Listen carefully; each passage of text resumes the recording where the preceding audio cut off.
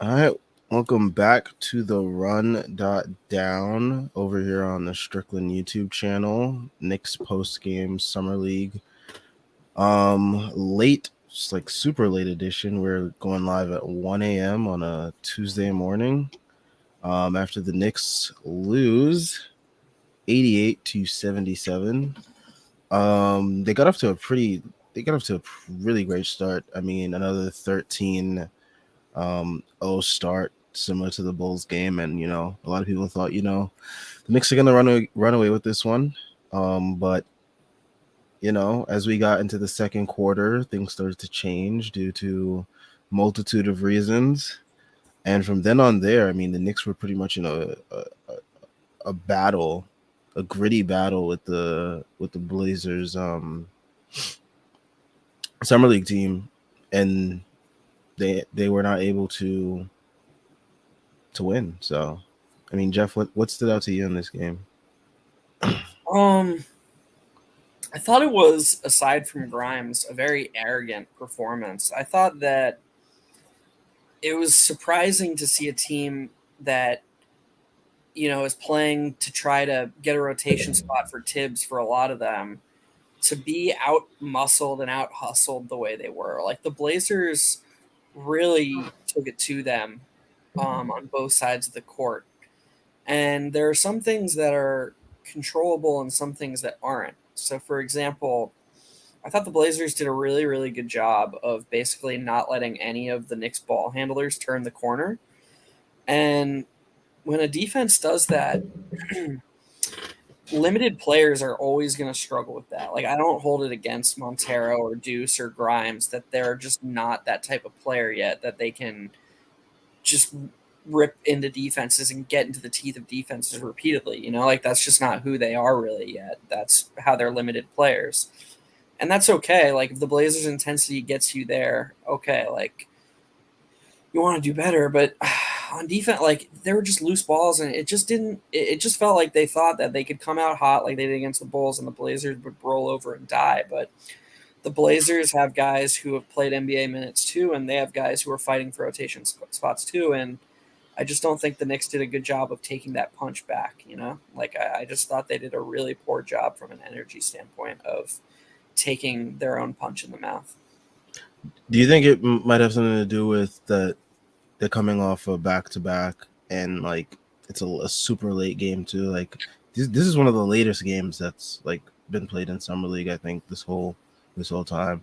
But Yeah, I think we'd be pushing there, kind of. I don't know. They're all young, and yeah, I don't want to give them any excuse, but I do think that that may have contributed to their effort level maybe a little bit tonight.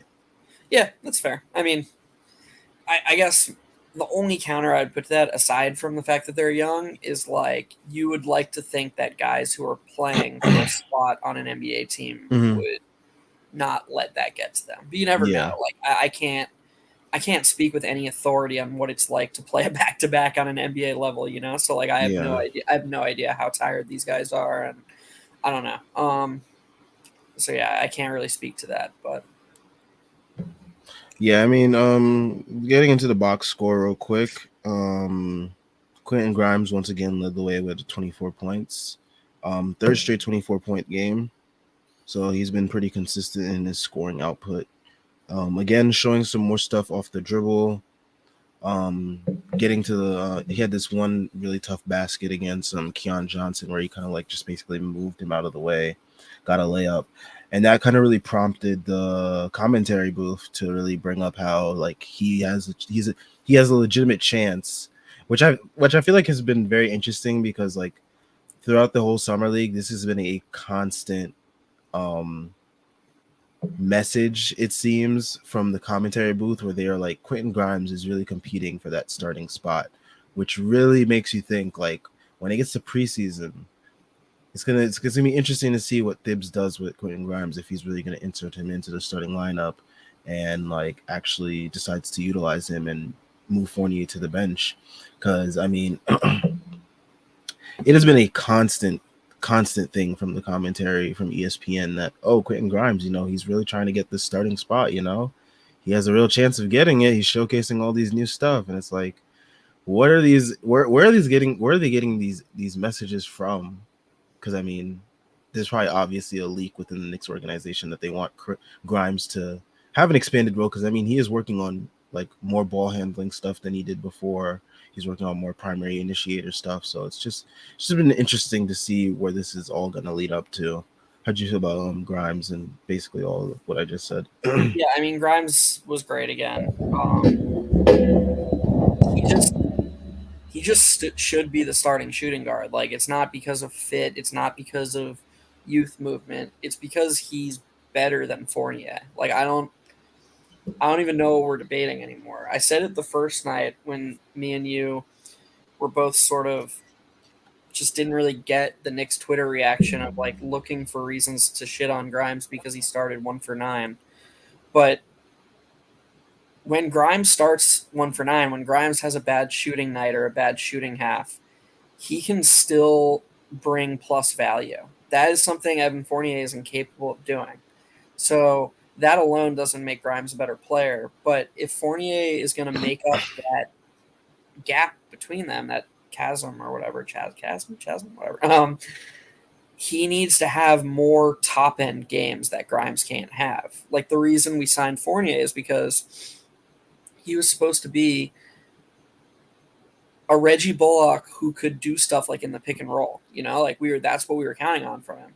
And he definitely has an expanded handle or an improved handle on what Bullock could bring, but it's mostly just attacking closeouts. Like we never really see Fournier get like top of the key pick and rolls and like that and do stuff like that. And I feel like everything he can do insofar as like attacking closeouts or getting a dribble handoff and doing something with it, Grimes can do that too. Maybe not to the degree Fournier can right now, but he definitely can do it. So, and then you have all the stuff me, you, and Tyrese talked about last post game. This isn't just a decision made in a vacuum. If you start Fournier, you're now asking Jalen Brunson to be your second best backcourt defender. You're asking RJ Barrett to be your main wing defender. And every Knicks fan, everybody in Knicks brass is hoping that RJ Barrett makes a leap offensively, right? Like we all want RJ Barrett to be the guy sooner rather than later. Well, it's really hard to expect him to be the guy and then also expect him to guard the other team's best player every single time he's on the court. That's just unrealistic, even for a 22-year-old. That is what Grimes can do. Grimes can ease that burden off of RJ. He can take the other team's best guy and then trickle it down. RJ gets the second best guy. Brunson gets the third best guy. And all of a sudden, their lives are way easier. Fournier can't do that. This is just a decision that has to be made. Like you can't have another backcourt of Fournier plus an undersized. He's not as bad as Kemba, but bad defender. So yes, I mean Grimes just has to start.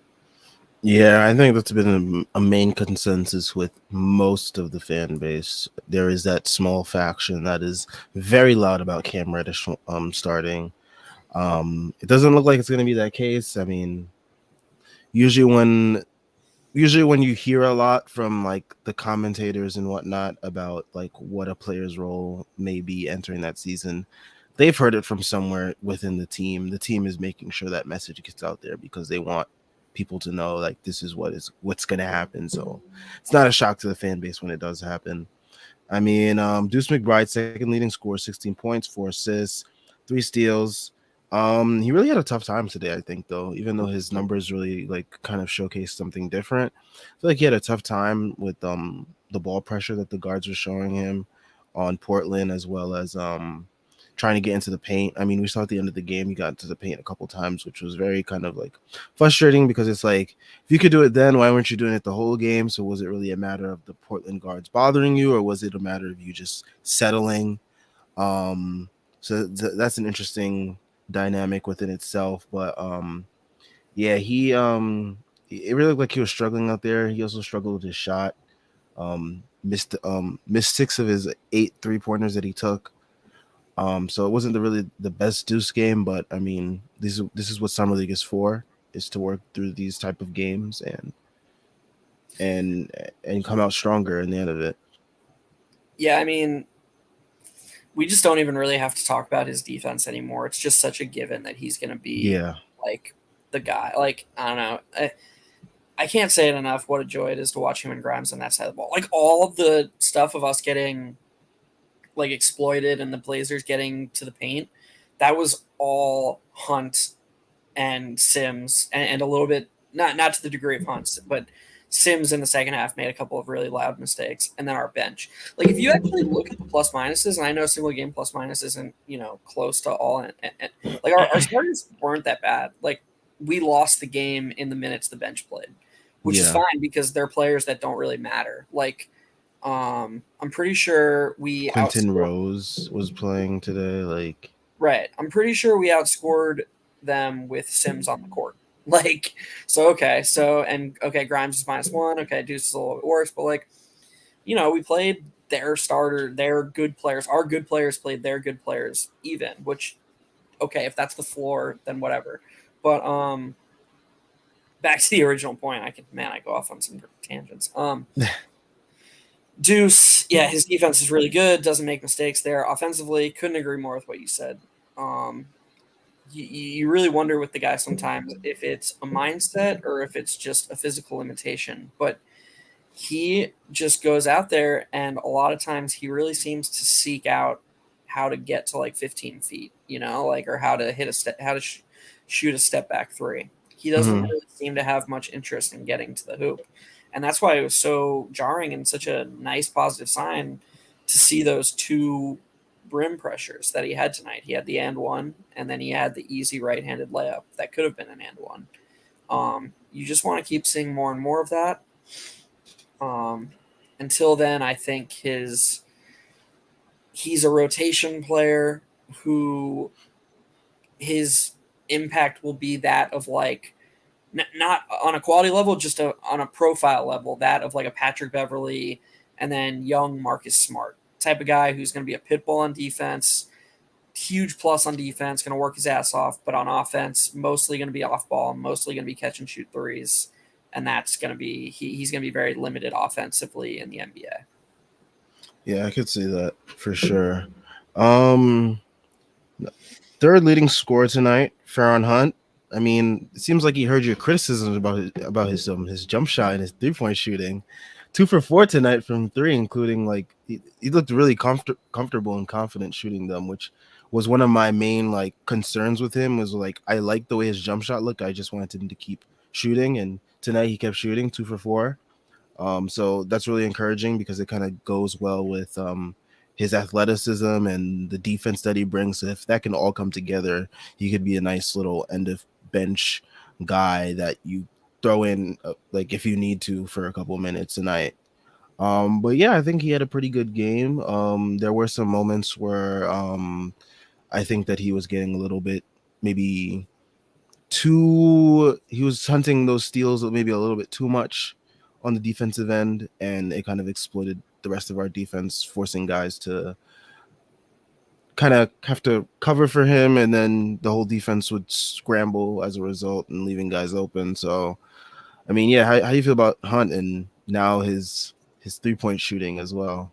Yeah, I looked closer because you and Tyrese were on the other side, and I respect what you guys have to say so much. So I was like, okay, if we're seeing different things, then I must be, not that I'm always wrong and you guys are always right, but there's something there. Hmm. And I think I find myself agreeing with you guys more regarding his form. I don't think it's nearly. For some reason, I thought it was like a. I thought he was more like. I thought it was more like Michael Kidd Gilchrist, like almost like Mm. his right foot super far in front of his left foot. But Hmm. it looked more squared tonight. So I must have just like missed Saul or like I don't know. I agree with you guys that his form isn't as busted as I was making it out to be last post game, and it was nice to see the threes go in. Um, yeah, I mean, I hope we sign him to a two-way. I just think there's so much there. His defense time is really bad though. Like Yeah. really bad. And not just hunting steals, pun intended. But like other times he just falls asleep. There was one play when he was the Blazers had an overloaded set on the strong side. So they had like four guys on the strong side, or excuse me, yeah, four guys on the strong side. And Hunt was alone on the weak side, and his man was in the corner. and he just stood there with his back to his man, and his man relocated from the corner to the top of the key, got a wide open 3-point attempt just because Hunt didn't even notice he moved. Mm-hmm. And then there was another time with a similar set where he was responsible for the guy in the corner, and they shot from the strong corner, and Hunt didn't even try to box out, and the guy just skirted right past him for the offensive rebound and got a putback. And it's just, you just can't have slip ups like that on any level because it just looks really bad. But you know, I'm not saying I'm watching all 5 guys at the time. I'm sure there's mistakes happening all the time, but those two were just very loud to me. I hope we sign him to a two-way though, because I think the tools are there, and I do think that like being in practice, being in Tibbs practices, would really shore up some of those mistakes and really just like get the best out of him. For sure, for sure. I mean, Sims once again showing some stuff. I mean, there was that one play that got called for a double dribble that was like super like crazy, like mixtape type shit there. I But I didn't see the mean, double dribble either. I'm gonna have to he like rewatch that. he like slowly tapped it with both hands. Oh, okay. Yeah, like very it was like very quickly. I saw it on the replay. I didn't see it the first time because I thought it was clean. But on the replay, it did show that he briefly tapped it with both hands. But I mean, it's just encouraging to see him like do stuff like that because we see Mitch, he does it in like the workout videos in the summer, but Yeah. it's like something that like never comes to fruition. So with Sims, seeing him actually do it in like an actual game type setting is somewhat encouraging. I know we're never really gonna see it in the NBA game because like Thibs would lose his shit as well as like teams would be able to like easily steal it away from him because it's like higher level of play. But I mean, it is still encouraging to see nonetheless. Yeah, I agree 100% because just like an expansion of skills means he's just getting better at basketball. Yeah, So even if like the stuff he's showing won't translate directly to the NBA, him just being more comfortable with the ball in his hands will translate, you know? So like the bare minimum we want from him when he's playing is to screen well, which we already know he does. He's already a really good screener, which is nice. A lot of it's his body, but he's a willing screener too, and he's willing to take that contact, which is good. We want him to be, sound defensively. We want him to be a wall at the rim. We want him to be a good rebounder. And then on offense, when he gets an offensive rebound, we want him to be more aggressive, putting the ball back up. And he wasn't that last season. But I feel like the more his skills improve, the more comfortable he's going to be, you know. And also, I think he's more comfortable in his role on the team now that he has a contract. So I do think that if he plays, when he plays this upcoming season, he's going to be kind of less gun shy, less like, oh God, I can't make a mistake. Um, and I think we'll see a lot of the stuff we're seeing in this summer league translate when he gets time on the floor, whenever, if Mitch gets hurt or whatever, somebody sits out. yeah, for sure, and hopefully, because I mean, it's nice to see the young talent like actually like not be shy to showcase what they can do. I don't Um, know if you heard, but the ESPN guy tonight, he was like, he had this great idea that we should play the kids. Nobody's ever said that before, so I don't know. Have you considered that? We should do that. oh man, and we'll get to the ESPN broadcast in a minute because we do need to address what a shit show that was. But lastly, Trevor Keels, 8 points, 5 rebounds, hit 2 threes. But I mean, man, tonight the on-ball reps from Trevor Keels were rough, Yeah, so rough. and that's like putting it nicely. Yeah, he's just not. I mean, he's what did we say was last time? He's like barely 19, or is he He's still 18? 18. He's Oh, 18. yeah. Yeah. I mean, it's just asking himself to do too much. Like I really like there was I was on the Strickland account tonight, and I tweeted exactly what you said, or close to what you said. Like yeah, like those he was trying to do too much, and the on ball reps were bad. And then literally immediately after that, he got like 3 straight possessions where he played off ball and he just shot threes. And I think he went 1 for 3 from three during that stretch. But I was like very pleased with how he reacted to such a bad start. It wasn't like he got down and he tried to push the issue even further, he was like, okay, I need to take a step back to help the team take a couple steps forward. I don't think he was good tonight. I don't on either end really. I mean, but That Lugens Dort without the defense yeah, comp is like looking like really accurate at this point because I think it was you who said it last stream, and I don't think you could be more right. Um, I just don't think anything that he does matters right now. I it think he's going to doesn't. play a lot in the G League. Let's reassess Trevor Keels during summer league next year when he's 19. Like shit, like he still is just so young and he's so raw. Like let's be patient with this guy, because if you just assess him based on like the tools he has, which are like, his physical tools, his body, like, yeah, he doesn't have the best burst and he's not the most athletic, but just like he just looks the part from like physically, like, and he's Mm-hmm. only 18. He can get bigger, he can get faster, he can get more athletic. And then like he doesn't have a busted jump shot and he just profiles as someone who can be a good defender. So like I just don't think like nobody expected him to be a part of the rotation this season, you Yeah. know? So let's give him some time. That's the best I can say right now. Yeah, I mean, that tweet that I tweeted out today was probably the first tweet of Summer League that I tweeted about Trevor Keels because I just haven't been either looking for him or like he just hasn't really done anything that really pops out to me. So it's just like for me, I just leave it alone with him. So I mean, today it was like really glaring because like the team was down and it felt like his on ball reps were just not helping the team come back at all whatsoever. So I just had to like put that out there as an Yeah. observation that I had. But yeah, I mean, other than that, most of There the was not, bench there was was pretty nothing. bad. Yeah, Yeah. And nothing. the team overall just like got punched in the mouth and didn't know how to respond.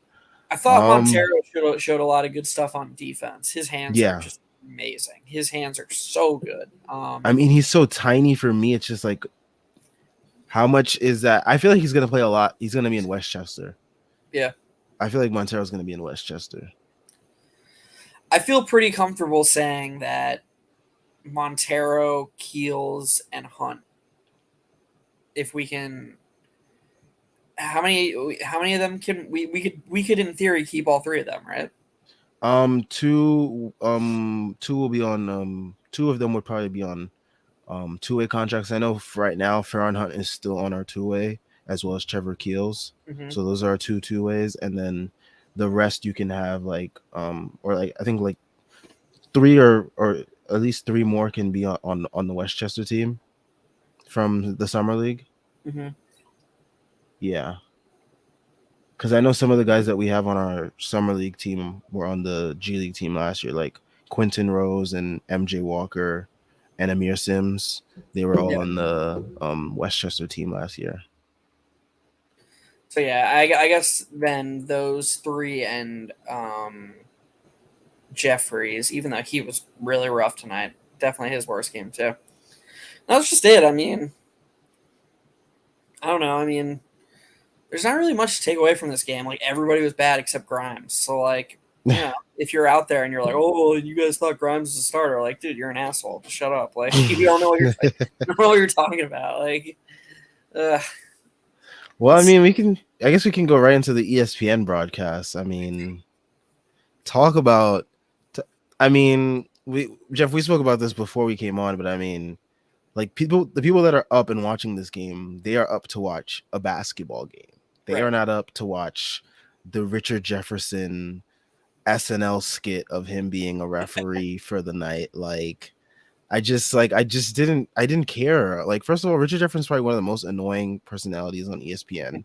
That's first of all. Second of all, I just like I just came to watch the Knicks play. I didn't come to see Richard Jefferson be a referee tonight. And like the fact that like the second quarter they made the whole focus of the broadcast about referees and him. First it was a PR it was a PR move by Monty McCutcheon to just come on and just like start like praising referees and talk about all the grueling training that they go through and all this like stuff they have to go through to become referees, and how hard their job is, and how none of us understand what it is to be a referee.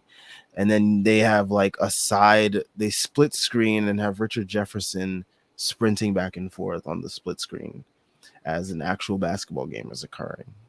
The split screen was Thor. Like, they did it for when Mark Jackson was in the booth in the fourth quarter. Like, do they think we've never seen what Mark Jackson looks like before? He's on every ESPN major broadcast. I didn't understand it at all. And then they would do these things for both the second and fourth quarter, where it would be split screen, split screen, split screen, split screen. And then there would be a break in the action. They'd be like, oh, hell yeah, we can go full screen on Richard Jefferson running or Mark Jackson's face. And then the whistle would blow and they would go back to split screen. It's like, this is not why anybody is tuning in. Like, it's almost like they did such a bad job on purpose because they heard like the mantra that any publicity is good publicity, and they knew we would talk about it. But like, it doesn't make sense. It doesn't make sense what they were doing. Like, I don't understand how they can have so little respect for the few people who are up to like watch this basketball games. It had to have been 100% Knicks and Blazers fans, or like 95%. Like, who else is watching this? Yeah, no one else is watching Knicks Blazers Summer League with no top end lottery talent at 12:30 in the morning on a Tuesday when they probably have work in about like 6 hours or less. Yep. And the fact that ESPN is just like so unaware to do something like this is just remarkable. But I mean, it doesn't surprise me because ESPN has just like been a crapshoot of a network for the last 10 years, I'd say. Yeah. Generously. Yeah, I mean, it was just awful. It was an awful experience all around. Like, even like people were complaining. I mean, my main exposure to NBA Twitter currently, because I don't follow too many people, is Knicks Twitter. Yeah. But like, people were complaining when the Knicks were up 13-0 or whatever, or 11-0 or whatever. Like, they were like, "This is awful," and it hadn't even gotten to nearly its worst part. I don't know. It's just really George Sedano was like talking about how we should like embrace the youth. Like, talk about being so unaware of your prime audience that like you have no idea. Like, Mike and Clyde, they are missed dearly because like having this type of commentary for our games is just like bottom of the barrel, and it's just so unaware. Like, how do you not know that most Knicks fans actually do want to play the kids, and like you don't need to say something like that on air? I mean, right. But then they doubled down because Mark Jackson was like, you don't know what you're talking about, man. Like, this is New York. They want a winner every year. And it's like, actually, like, most of the Knicks fans are very realistic and understand like what's going on right now. Yeah. And it's like literally just Mark Jackson. It's not the 90s anymore. Like, right. We're not expecting to be a championship contender every year. It's insane. It's like just Stephen A. Smith types, you know, like, who are like, no, we need a championship now. It's like, all right. It was just so bad. It was so bad. Awful. And I mean, that wasn't even the worst of like Knicks related stuff today. I mean, talk about Seth Partnow of The Athletic releasing his tiers list. And you mind if I go ahead, around? Jeff. Yep. Okay, please, by all means. No, because I mean, whatever. Like, dude's a busy guy, and me and him both used to post on the same. We both used to post on the same poker forum because I mean, I don't know if anybody knows this. I'm a semi-retired professional poker player. That's what I used to do for work, and that's what I don't know if Seth was a poker player, but whatever. His like introduction to NBA front offices was through 2+2 or whatever. That's where he posted before he was in the Raptors front office. And like the biggest forum on 2+2 on the poker forum was the NBA thread. Like, that's where I used to do all my NBA shit, and it was really, really good, like back in the day. So I have a lot of respect for the guy, and so I don't mean this in like a way to like bring him down. But the thing I don't understand about the RJ Barrett side of this is everyone uses these stats that are, for the most part, good stats. Like, but you need to contextualize all of these stats if you're going to make a list like this. He makes it very clear in his like thesis statement when he's breaking down the tiers.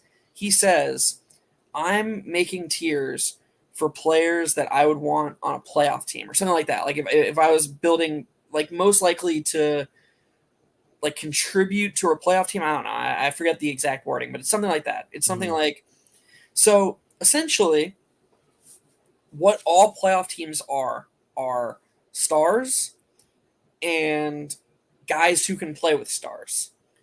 So to me, I understand where his RJ hate is coming from. Like I can wrap my head around it because what he's saying, as someone who's not like us, as someone who doesn't watch every Knicks game, he sees a few RJ games, sees a relatively inefficient player, and says, and then sees him have the ball in his hands all the time. And he says, well, RJ's not good enough to be a best player on a team that can win a championship. And there are other guys who are more established role players who are much more efficient who could play off the ball of a star, you know? So RJ Barrett doesn't really fit either of those molds. Right now, we just have an inefficient, but he's only inefficient because the Knicks are asking him to be the guy. Like he had like a 30% usage last year. So to me, it's incredibly intellectually dishonest to just assume that if RJ Barrett played the Alex Caruso role in the 2019-2020 Lakers, his true shooting percentage wouldn't be 5% higher. You know, if he was just playing off LeBron James and he had no creation duty whatsoever, it was just stand in the corner, shoot, catch and shoot threes, and then every now and then, you know, LeBron's going to break the defense down or somebody's going to break the defense down. You're going to be asked to attack a closeout or run a secondary pick and roll. Like, how can you watch RJ Barrett and think he wouldn't be more efficient under that paradigm? So it's just a really stupid way of looking at basketball if you're not going to try to adjust in those situations, because it's so incredibly disingenuous to me to just sort two players by their true shooting percentages when they're accumulating their true shooting percentages in entirely different ways and they're just playing different roles. Alex Caruso is playing the role that is ideal for what Seth is talking about for these tier 3, tier 4 players. RJ Barrett is a tier 3, tier 4 player playing the role of a tier 1 player. Of course he's going to look relatively inefficient. If Alex Caruso was asked to be a tier 1 player, guess what? His true shooting percentage would be what RJ Barrett's true shooting percentage is, but nobody would ever ask that of him. So what's more realistic to you?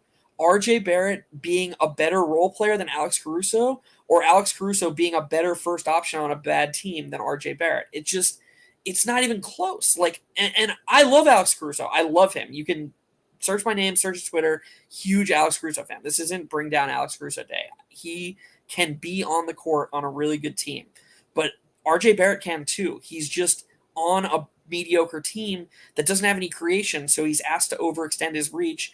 This suppresses his statistics, and now we're judging him based on these suppressed statistics and not trying to understand the context. It's incredibly, I say it again, I'm going to say it again, it's incredibly intellectually dishonest to me, and that's my rant. I mean, yeah, I couldn't agree more. I mean, to me, it's like so much context is missing when you watch. I mean, I know these guys, they're not crunching Knicks film. I don't blame them. The Knicks were probably one of the worst products in basketball last year to go crunch film for. I mean, we watched every single game last year. It was not fun. I mean, I don't blame these guys if they're not doing it themselves. So I mean, when they come up with all these lists, it's very disingenuous to us fans who watch the team, watch what like these players go through, the certain situations that they're put in. I mean, RJ's on the court with Julius Randle, who is in the mid post area, and Mitchell Robinson, who's in the dunker spot, with Evan Fournier on the court, who sometimes has it going, sometimes he doesn't, and Kemba Walker for the most part of that last year, who was just willing to not create his own offense most of the time. And you're telling RJ to, like, you know, be a great player on a playoff team in that setting, right? And it's just like, it, like you said, it's intellectually disingenuous. So I mean, it's really, it's silly how often we don't isolate for situation, because again, I hate to keep bringing them up, but if you put Alex Caruso in RJ Barrett's role, And with the teammates, as you just mentioned, because that was a really good point. Somehow I ran it for 4 minutes and I didn't even bring up that he is like his In space, one of the worst situations for him, right? spacing wise. Spacing wise, and he's never played with anybody who can set a fucking screen. Like, so yeah. Alex Caruso's true shooting percentage and his just overall offensive impact would dip if he played for the Knicks. Would that mean he's a worse player? No, he'd be the same player, but it would just look worse. Um, it's just silly, and it. The reason I think a lot of people get so frustrated is because other teams and other players really do seem to get the benefit of the doubt, you know? And it just feels like RJ Barrett and the Knicks are just the butt of every joke. And like, I know you're supposed to just let it roll off your shoulder, but like when you get it over and over again, it just gets tiring. And it just eventually it's just like shit, man. Like just go somewhere else for once. Like why did that tweet have to be presented the exact way it was, where it was like it highlighted that RJ Barrett was in, like, what, you know what they're trying to do, and yet somehow we can't just move past it. I don't know. And it's and for those who have been living under a rock for today at least, the Athletic, Seth Partner of the Athletic, released his 5 tiers, and in those 5 tiers, in tier 5, there were some new additions, which included in Io DeSumnu, Cam Johnson, Franz Wagner, Gary Payton II, Grant Williams, Jakob Pertl, Josh Giddey, Keldon Johnson, Kevon Looney, Kyle Kuzma, Laurie Markkinen, Lugens Dort, Quentin Grimes. Shout out Quentin Grimes getting his props. And RJ Barrett. RJ Barrett, who has been left off of lists year after year, finally gets added and is added in one of like the bottomest tiers. And I mean, we look at the names in this list, it's like, okay, your qualification is like these guys are supposed to be good on playoff teams, right? Where do you get Lugens Dort and Josh Giddey from? Where have you seen them in a winning context where you're able to evaluate them in such a way? Like, I just don't see how you say like stuff about RJ, but like look at Lugens Dort, and on top of that, look at his contract now, which like just doesn't match it. Yeah, that's a good point. It's just an over reliance on blindly sorting by numbers, and like I'm as analytical and big a numbers guy as you'll meet.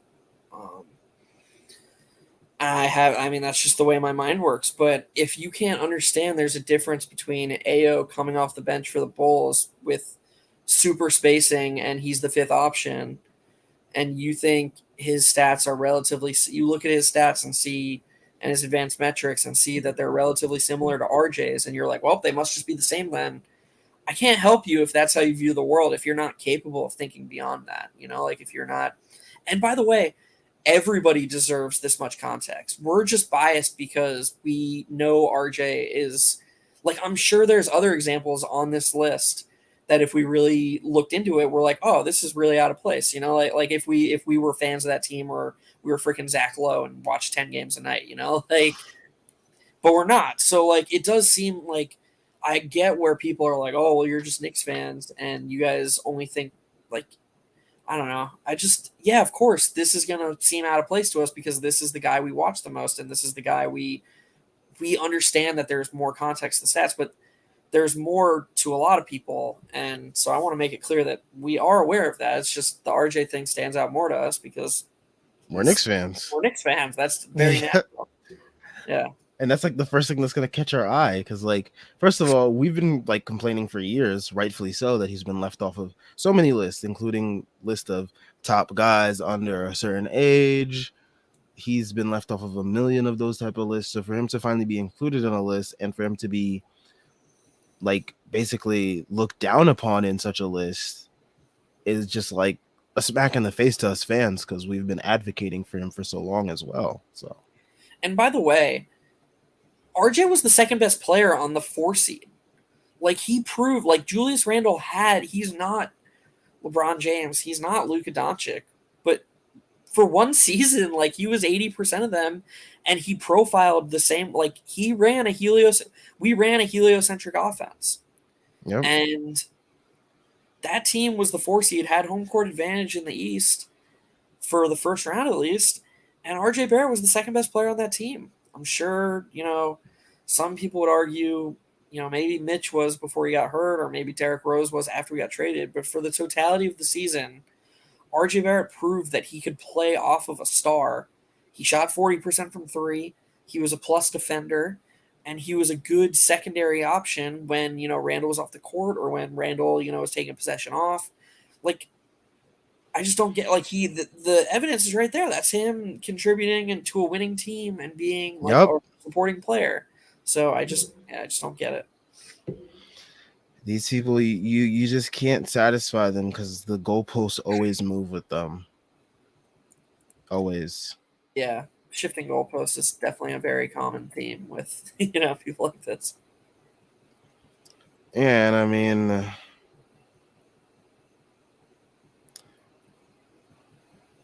it's funny seeing other fan bases like not understand our anger, because like I saw a Bulls fan specifically today kind of compared a lot of Bulls fan actually they were comparing Io's impact to RJ's impact, and I'm just like, it's incredible how two fan bases can see the games like completely differently. I mean, this Bulls fan, here's what they said. I'm not even gonna say they're at. I'm not gonna give them the satisfaction of like recognizing them all the way, but I will recognize what they said. Let me see. They said, LMAO Knicks fans getting mad that Io and RJ are in the same tier. Io might have not been producing offensively like RJ, but he definitely produced defensively better than RJ. Hence the equal standing. Yeah, I mean, again, like, there's just no way to know. I mean, Io's another example of what I was just saying, so I'm just going to repeat myself. But there's just no way to know if what RJ would look like if he was coming off the bench, never asked to be more than a third option, and just told, go shoot threes and go defend. Like, I know that sounds like kind of a cop out, but context and role matter here. It And it's just does. far easier for me to believe that RJ could do what Io was doing for the Bulls than Io could do what RJ was doing for the Knicks. Like, and that should matter. And I mean, if you look at the rest of the people on in the tier 5 editions, they're mainly third or fourth options on their teams. Cam Johnson is like a third, fourth, maybe fifth option some nights. Right. Gary Payton the second. Guy's a bench defender that gives them a spark. Grant Williams, I mean, he's like what, the sixth or seventh option, maybe a third option on a Right. great night. Like, what are we doing here? Keldon These are just Johnson. these are just man, Keldon was there. I like Keldon more than any of the names that you've said, but I still would take RJ. Yeah, Keldon's like a But third option sometimes. yeah, all these guys are just supporting pieces. And like people would be like, yeah, well, RJ's a supporting piece too. Okay, but he's never gotten to play like a supporting piece, and we're using stats from when he was playing like a number one option. So this is the whole point. Like, it's extremely disingenuous to use his stats from when he was a number one option and hold them against him when we all agree that right now he's a second or third option. Like, that's who RJ Barrett is at 21 years old. That's okay. Like, it's Yeah. not a big deal that he's that, but of course his stats are going to be worse than he actually is. Yep. I just don't get why people don't get that. But I guess when you're not a Knicks fan, you don't have any incentive to Care. care or think that deeply about it. It's just, all right, here are the stats. They prove what I think is already true. I'm not going to think any deeper than that, which is all right. More power to you. Yep. Well, Seth Partnow makes it a yearly off-season tradition now to piss He us really off does. somehow. So we will definitely I did want to address this one question here by Hawkeye 420 before we head out of here. So we have no chance at the win to win that ring anymore. Well, Yeah, why not? interestingly enough, you asked that. I saw a tweet that highlighted how we can still win the summer league, how we can still get to the championship game at least. So for the Knicks to make the Summer League championship, shout out to at Knicks Muse on Twitter. I believe most of you should know that account by now. For the Knicks to make the Summer League championship at 3-1, they would have to win their final game versus Orlando, who is resting Paolo Banchero and RJ Hampton and Admiral Schofield for God knows what reasons. They need less than 2 teams to go undefeated. They must have the highest point differential of 3-1 teams. So far, their point differential is good, so it should hold up, but there is still a chance that we can get to the championship game for those who are adamant on the Knicks wanting to get these Summer League rings. It stinks. Like I want them to win because I don't want people to be like, oh, see, they're not as good as you think. But I also just kind of want them to. I want it to be over, kind of. Like not like I want to stop watching them, but I just don't want anybody to get hurt. Like to me, I already know how good these players are, and I don't need to see, especially Grimes. Like Grimes is like, I don't know. I don't see Deuce or Sims being a part of the main rotation right away, and that's okay. But I mean, to me, they're still like we're just a really deep team. That's why. It's not because they're not rotation players. And to me, Grimes should be the starting shooting guard. So like, there's nothing to me that they can prove more. Jesus Christ, freaking ESPN. Sorry. There's nothing to me that they can do that can like up their standing for me. Yeah, same with me. Like I already hold these guys in super high regard. So yeah. Well, I think that is all we have for today's episode. I am going to cut things short because I am like literally like about to fall asleep.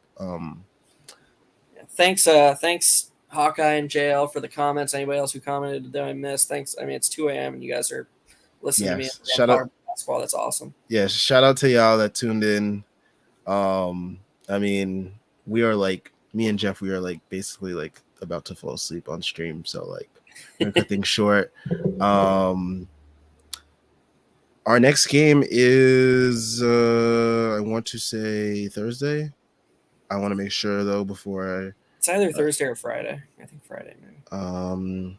It is Thursday against the Orlando Magic at 7:30. So it will not be a late stream, thank God. I don't know why they made this game at 11 after all the other games usually finish by 11 most nights. Crazy. But I mean, this is what they wanted to do. But we'll be back on Thursday. We get a nice little 2-day break. So we will catch you guys on Thursday. Make sure you guys like and subscribe. Everything Strickland related is in the description as always.